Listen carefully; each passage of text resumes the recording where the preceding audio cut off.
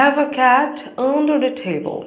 Nope. Have apples in the basket. Nope. There is a cat under the table. There are apples in the basket. Hello guys, what's up? Aqui é a Jéssica Rodrigues, a teacher de vocês. Hoje, a dica de hoje, tá? Vamos falar sobre o verbo there be em inglês. Gente, muitos estudantes têm o hábito de transpor, né, estruturas de português para o inglês. Isso acontece muito com o verbo there be, que quer dizer em português haver ou existir. Nós temos o hábito em português de usar muito o verbo tem. Tem isso, tem aquilo. Ah, tem um gato no telhado. Ah, tem uma fruta na mesa. E por aí vai, tá? Em inglês, o verbo ter, que corresponde ao verbo to have, ele é usado exclusivamente nesse contexto para indicar posse. Então, eu posso utilizar de repente a estrutura. Eu tenho uma casa. I have a house. Nesses casos, eu vou usar realmente o verbo to have, tá? Conjugado. I have a house, I have money, I have a car, e aí vai. Porém, quando eu quero, no meu sentido, quando eu quero empregar um sentido, no caso de haver, existir, eu vou usar o verbo there be, que tem duas formas de ser utilizado, tá? Nós temos a forma singular, que é o there is, essa seria a flexão, e também temos a forma no plural, there or, tá? Então, por exemplo, para dizer assim, há uma casa na rua, tá? Então, eu usaria nesse modelo o formato there is, a flexão there is.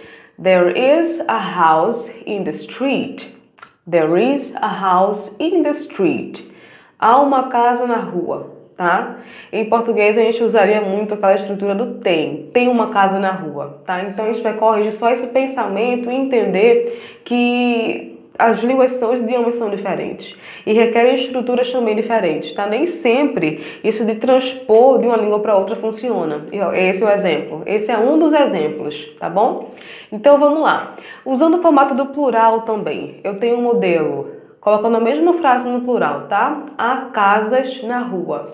There are houses in the street. There are houses in the street.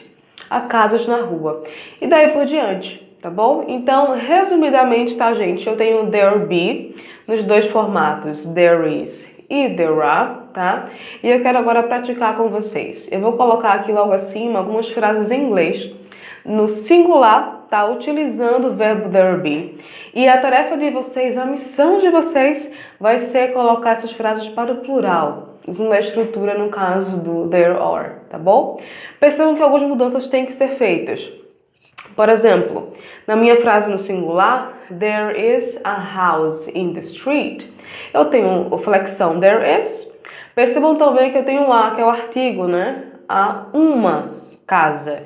Casa também, que é o house, está no singular, não tem nenhum S, né? É uma casa apenas. In the street. Percebam a diferença no caso para o plural. There are houses in the street. Então, eu passei do there is para o there are. Não utilizei o artigo no caso a, né, que é para singular, um ou uma. E o meu house, no singular que era house, passou a ser houses em inglês, tá bom? Então, aqui logo abaixo, gente, eu vou colocar algumas frases em inglês, tá? Nesse caso, no singular. E a missão de vocês será passar para o formato do plural, tá? Transferir do there is para o there are.